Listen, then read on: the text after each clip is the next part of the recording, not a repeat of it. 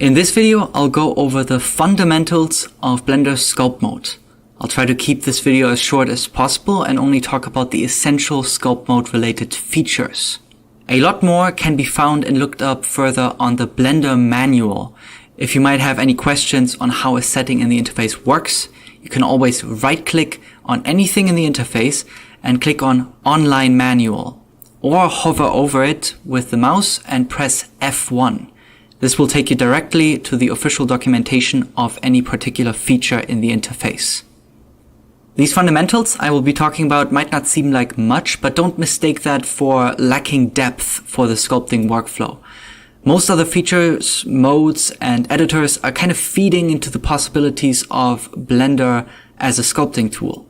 There will also be features that I will be intentionally leaving out to not make this video too bloated or complex.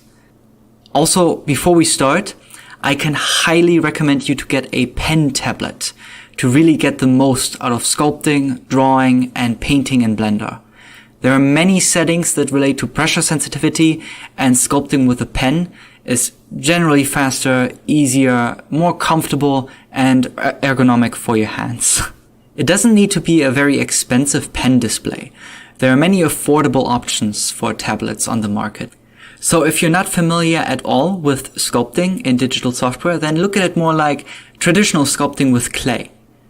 Instead of modifying the geometry of your object in edit mode, you are dynamically adding, removing, and moving around the shapes of your object to affect your surfaces and volumes more freely and dynamically. To enter sculpt mode in Blender, you can switch the mode in the top left corner of the 3D viewport, or use the pie menu with the shortcut Ctrl-Tab. This will change the options in the interface and replace your cursor with a brush circle. The way you interact with your object in sculpt mode is generally to left-click onto the surface of your object. By default, you are using the draw brush. Any vertices within the brush radius are then pushed outwards. Holding Ctrl while doing this will result in the opposite effect, in this case pushing the affected vertices inwards. When holding Shift, it will smooth the affected vertices. Press F to change the scale of your brush and left-click to apply the change. Also press Shift F to change the strength of your brush. All these settings can be seen and changed in the tool settings in the top bar and the sidebar of your 3D viewport.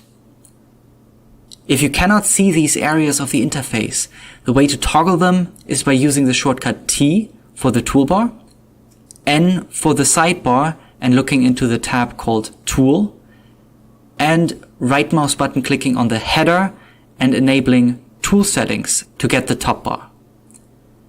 It's not called top bar anymore. It was at some point during the development of Blender 2.8, so the name kind of stuck with me, and it's going to stay there for a while. You can also toggle these areas while clicking on View and toggling them there. There might also be a bit of confusion with the difference between tools and brushes. So to explain the terminology a bit more, the tools you see in the toolbar each have distinct settings and behaviors. If you switch between them, you might notice that the options in the top bar and particularly in the brush settings are different. A brush in this case is a saved preset for these settings.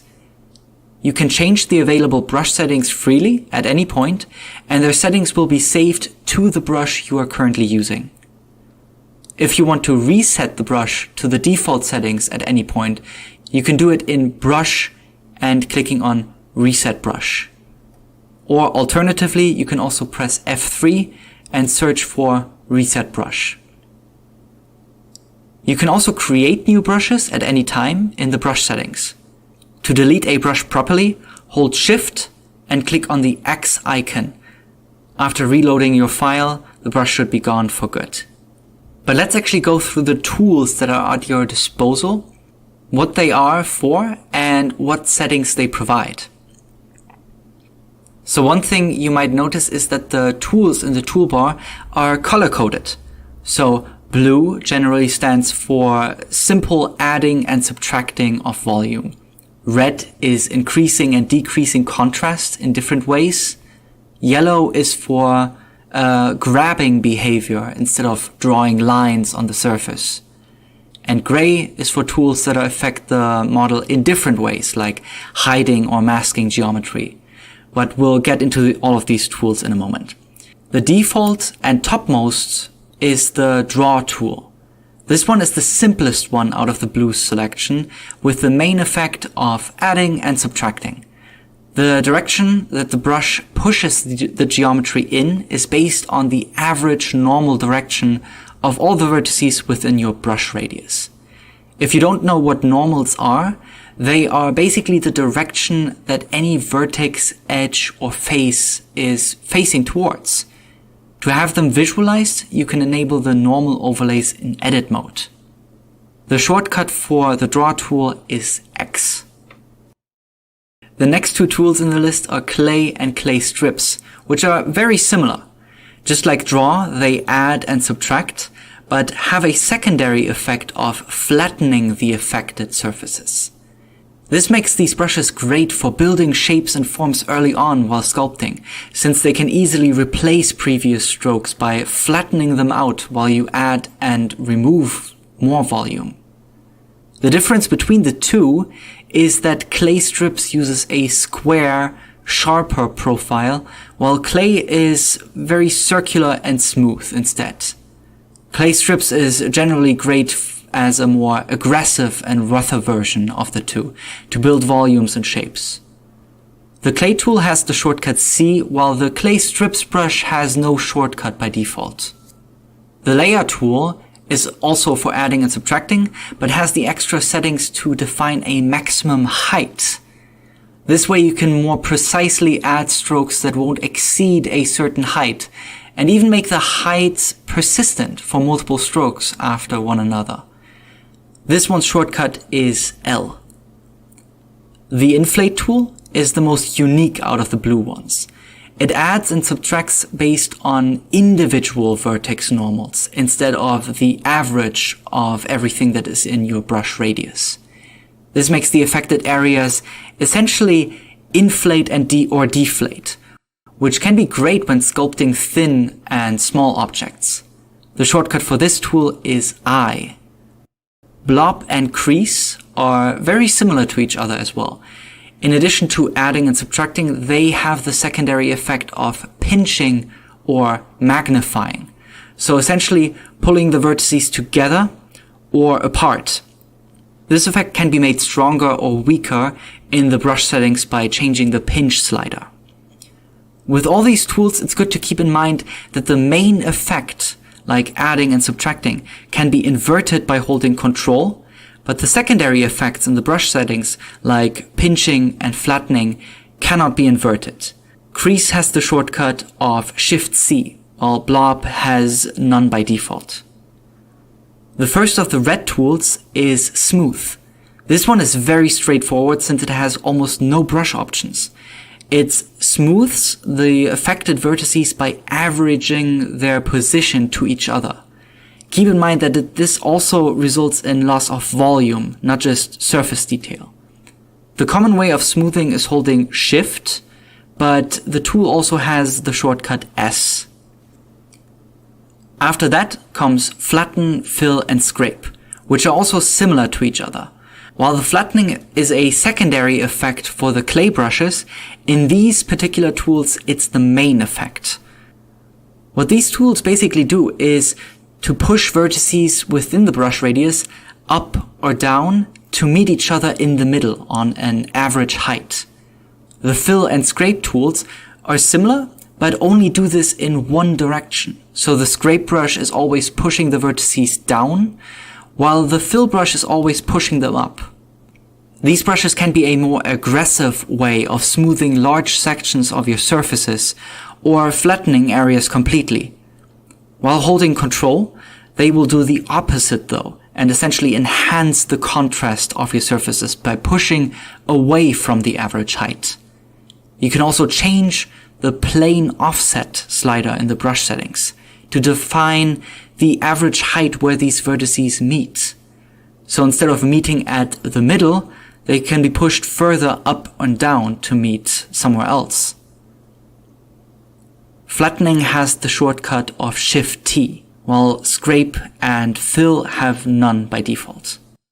Pinch is also very familiar. Instead of only existing as a secondary effect for the crease and blob brushes, it also has its own tool. So by default, it will pull in or pinch your vertices, and when holding Control, it will push them apart or magnify. This tool is using the shortcut P. Next in the list are the yellow tools, starting with Grab. With this one, you can move vertices within your radius around by making them follow your mouse. Holding Control while doing this will not invert the effect with these brushes, but change the direction to be consistent with the average normal direction, instead of following the mouse across the screen. This effect is called normal weight and can also be adjusted as a slider in the brush settings. The shortcut for the Grab tool is G by default. Snake Hook is also very familiar to Grab. The behavior is different in interesting ways though.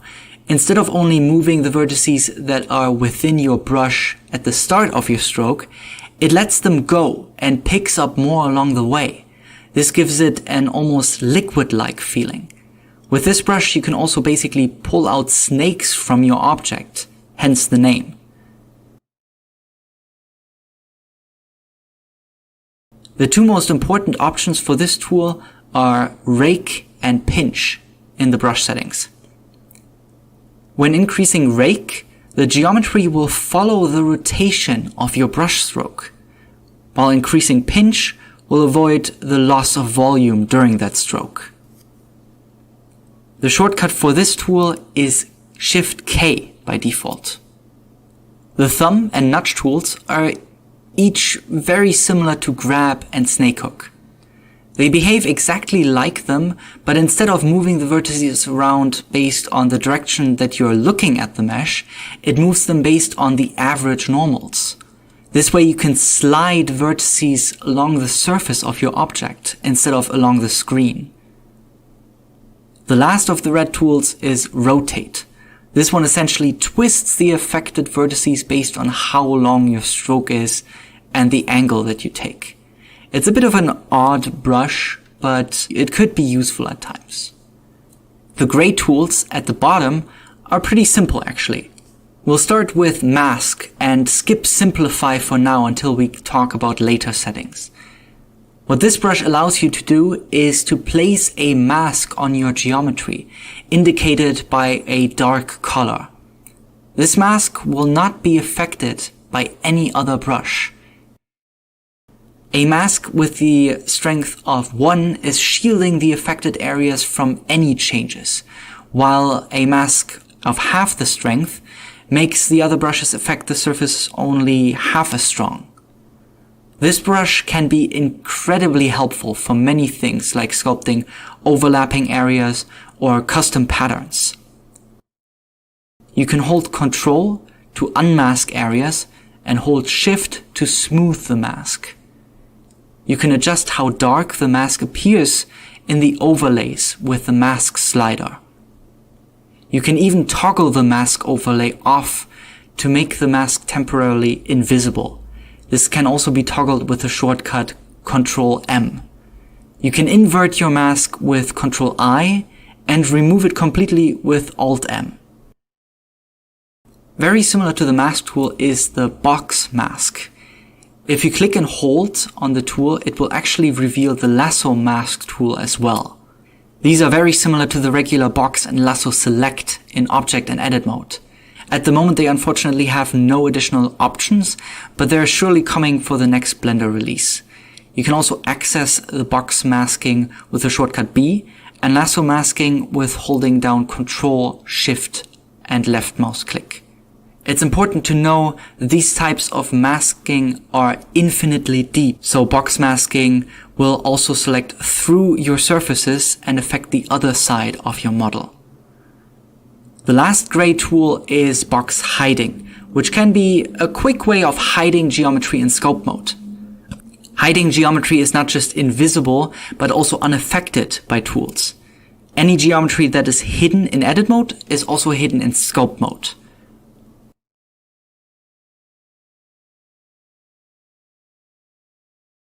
The last tool in the list is Annotate to draw annotations, just like in any other mode. To get a bit deeper into the tools, I will also explain the most common brush settings. This will not be an extensive overview, so again I can recommend to visit the Blender manual if you have any questions in the right mouse button menu or pressing F1 while hovering over any setting. All these tool settings can be found in the top bar and the sidebar, as well as the Tool Settings tab in the Properties editor to the right. Some of the ones that are the most exposed are Radius and Strength, and they are part of basically every brush in sculpt mode. For the most part, you will be changing these via the shortcut F and Shift F, like mentioned before, but the sliders can give you an overview on what they are currently set to. You can also enable the button next to them to enable pressure sensitivity. This will adjust the setting based on how much pressure you apply with your pen on the tablet. This setting is not relevant for mouse users though. The next most used settings are the ones that are tied to holding control, namely the direction of your brush or the plus and minus in the tool settings. Like I mentioned before, this is to invert the main effect of your brush. Holding control with grab, snake hook, nudge and thumb though, instead inverts the normal weight. You also have more advanced settings in the brush drop-down. Here you can adjust the behavior of your brush in more detailed ways. A very common brush setting for almost every brush is Auto Smooth, which adds a secondary smoothing effect for your brush stroke. You can enable pressure sensitivity on a lot of these settings as well. For example, enabling pressure sensitivity on both the Strength and Auto Smooth has the effect of applying more pressure to add or subtract volume and applying less pressure to get more of a smoothing effect. More examples for brush settings are settings like pinch, rake, and plane offset, which we mentioned before. Another very common one is accumulate, which removes the strength cap of your brush and lets you infinitely apply the stroke on your surface. You can also apply textures to your brushes. This allows you to use patterns for your brushes instead of just the usual circular fall off. For this, you can click on New or select an existing texture from the texture list. New textures are blank by default, so to load an image to your texture, you need to go to the Texture tab in the Properties editor and select Create or Open a new image from the file browser. Once an image is selected, you can rename the texture for organization's sake. For textures, you have a variety of options in the tool settings. You can, for example, change the mapping, which will change the way the texture is being projected through your brush. You can also change the angle of your texture or enable rake to make it follow the rotation of your stroke, just like with a snake hook brush. The offset and size of your texture is also freely adjustable below.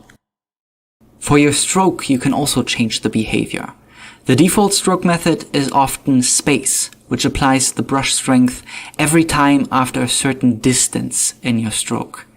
Increase the spacing and you will get dots that are further apart, and decrease it to get a very smooth but also very strong stroke. Smooth stroke is also often used and has the shortcut Shift-S to toggle it. The effect this has on the brush is like dragging a paintbrush along a rubber band. You can change the radius and factor to make the stroke more or less smooth. The fall-off curve settings are relatively simple. Your sculpting stroke always has a profile. By default, it's using a smooth curve that you can see in these settings, or by pressing F or Shift F. You can either manually change the curve to be sharper or rounder by adding and moving points, or even make a completely custom profile. Points in the curve are added and moved by left-clicking, and you can remove them easily by dragging them to the endpoints of the curve. You can also just select a preset which will give you the most optimal results. With the display options, you can change the look of your brush, but not much functionality wise. And then further down in the tool settings, we finally get to symmetry. These options let you mirror or duplicate your stroke on your object while you sculpt. The most basic ways to use symmetry is to toggle X, Y, and or Z mirror to mirror your stroke across a certain axis. These symmetry options will use the origin of the object and its rotation as the center axis of where to mirror your strokes from. You can also lock and tile your stroke in certain axes. Even radial symmetry is available to repeat strokes multiple times around your object. Unfortunately, there's no dynamic preview of these points where it's going to be mirrored or duplicated, but this is a feature that is coming for the next version of Blender. Lastly, it's time to talk about adaptive sculpting methods. You could of course just sculpt on your subdivided cube, but there are better ways of providing you with more resolution to sculpt on. One of them is dynamic topology, or DynTopo in short. You can find it towards the end of your tool settings usually. When enabled, your sculpting brushes will dynamically tessellate your surfaces to add or remove detail. This way, you don't really have to worry about running out of geometry to sculpt on, because it will always auto-generate it for you. You can enable dynamic topology with the shortcut Ctrl-D. You might get a warning message when trying to enable dynamic topology, letting you know that it will not preserve some object data like UVs, vertex groups, and vertex colors. Since it constantly remeshes your geometry, this will delete any of this data that you might have. So keep that in mind. Dynamic topology will also not preview any modifiers you might have active. Within the dynamic topology options, you can then change a couple of settings and are presented with more options. One of them is the method of remeshing that is being used. You can set it to constant detail, which has a set constant detail level that every new triangle is using. This way, the resolution will remain consistent across the object. You can change the resolution value manually or pick a resolution from the 3D viewport with the picker icon. The higher the value, the more dense the geometry. If you change the method to relative detail, on the other hand, it will base the resolution on how far you zoomed into your model. The resolution gets renamed to detail size, and now it relates to the screen size of the triangles. Set the number to a lower amount of pixels for denser geometry. The other two methods are used less, but what they do is simple. Brush detail ties the resolution to the brush size and how far you zoomed into your model. And manual detail, on the other hand, doesn't dynamically remesh by using the brushes, which leads me to the extra options below. When using constant or manual detail, you can flood fill the set resolution to your entire object. This is the only way to remesh when using manual detail, but also very useful at times when you're using constant detail. You can also symmetrize your object by remeshing one half to copy the other half of your geometry. Just set a symmetry axis and click the button to make your model perfectly symmetrical. The Optimize button optimizes the performance of your viewport should it become particularly slow. Almost all brushes are using dynamic topology, but the Simplify tool is the one that exclusively reacts to it. There's also another way of adding more geometry to your object apart from dynamic topology, and that is multi-resolution. This is a modifier that can be added in the Modifier tab in the Properties editor. This adds an interface to add subdivisions to your object while being able to sculpt on the individual levels. You can set different levels of your subdivisions to be visible in your viewport preview in general, sculpt mode specifically, and during rendering. I can recommend to always leave it at Catmull Clark, since simple just adds more geometry without smoothing the result. And those are the basics. The rest can be found in the online manual for Blender.